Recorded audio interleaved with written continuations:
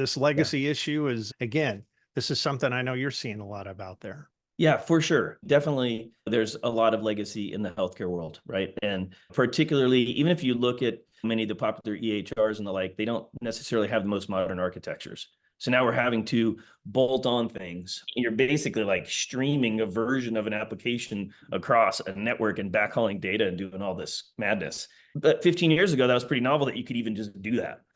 But now it's like, we really don't, there's so much more web-based software in the wild and in the environment, both inside and outside of the network, that like, how can we harmonize and bring these together better? I think is some of the themes you'll see. And trust me, like all the EHRs, they want to get to the web too, because they want to get hosted or they want to have somebody, nobody wants this stuff.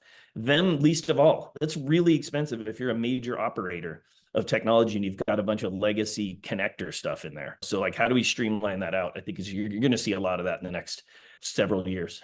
It's happening now. This goes back to our earlier conversation about some of this legacy issue isn't about just buying new stuff to replace the old stuff. It's really about thinking about the problem in a whole different way. Oh, yeah, absolutely. And there are some forward-reaching, forward-thinking folks in the security community that tend to also the ones that span and think more like in a CTO fashion or in a CIO fashion. Mm. They're having these business conversations and they're having architectural conversations. So Mhm. the CISO job is not just protecting anymore. It's really educating and it's expanding the discussion.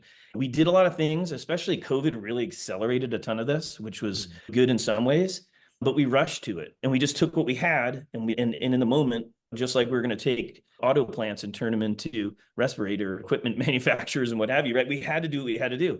Now people, I feel like I'm talking to lots and lots of senior leaders around the country in large health systems and small, and a common theme is let's take stock again and say, wait a minute, maybe we can look because we've racked up a ton of tech debt, just to your earlier point. And we got to get a handle around that because we can't do some of these new modern things if we're just paying so much to keep the lights on. So let's look at rationalizing, getting some of those things to be a little more simplified and rationalized so that we can then direct our efforts, both human power and money, and towards this modernization.